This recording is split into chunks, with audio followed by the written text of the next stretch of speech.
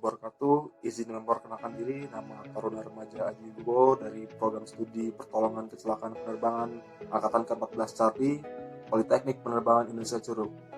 Di video kali ini saya akan menjelaskan tentang kelas-kelas api dan apa saja sih bahan pemadam yang digunakan sesuai dengan kelas api tersebut. Mari kita simak videonya berikut ini. Yang pertama saya akan menjelaskan tentang kelas-kelas api. Pertama ada kelas A, benda atau bahan bakar padat. Contoh benda yang terbakar adalah kayu, kertas, kain. Kelas ini mempunyai ciri jenis kebakaran yang meninggalkan arang dan abu. Unsur bahan yang terbakar biasanya mengandung karbon. Selanjutnya ada kelas B, benda atau bahan bakar cair. Contoh benda yang terbakar adalah bensin, kerosin, minyak, dan spiritus. Kelas ini mempunyai ciri jenis kebakaran yang mengandung unsur hidrokarbon dan produk minyak bumi dan turunan kimianya. Biasanya untuk lebih efektif, kelas kebakaran seperti ini cocok menggunakan foam sebagai bahan pemadam, dikarenakan foam dapat menyerap minyak sehingga api yang ditimbulkan dapat berkurang.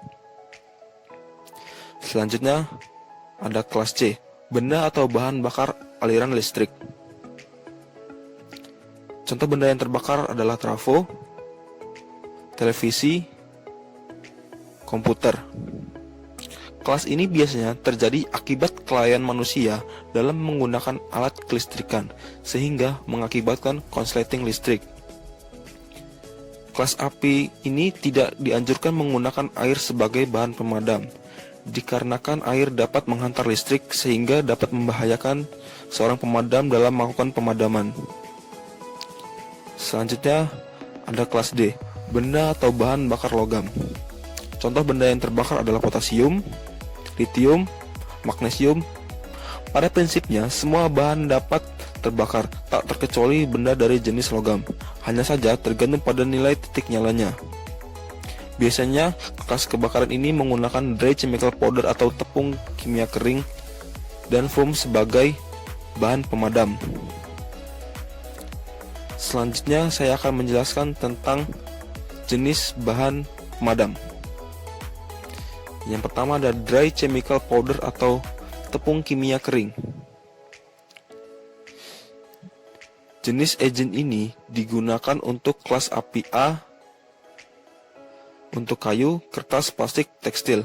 B. Minyak, solar, bensin, gas. Dan C. Listrik, elektrik, komputer, laboratorium. Zat yang digunakan disebut monoamonium fosfat. Zat kimia ini tidak bersifat konduktif dan sedikit bersifat korosif dalam keadaan lembab. Selanjutnya ada karbon dioksida atau CO2. Cara kerja bahan pemadam api atau agent ini adalah dengan menghilangkan oksigen sehingga api berhenti membakar, namun memiliki batas-batas tertentu.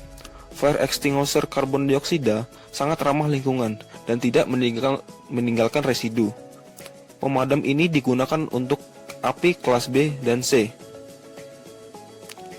Selanjutnya ada foam atau busa.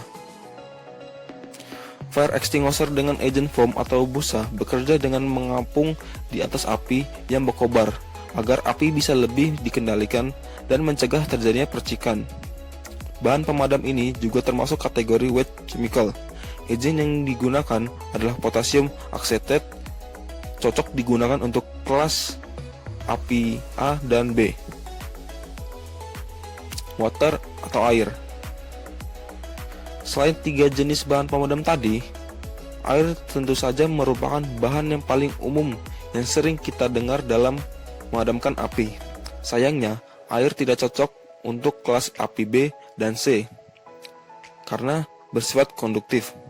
Alat pemadam api dengan air biasanya digunakan di ruang penyimpanan, sekolah, perkantoran, dan lain-lain. Itulah video yang dapat saya sampaikan. Jangan lupa like, comment, dan subscribe.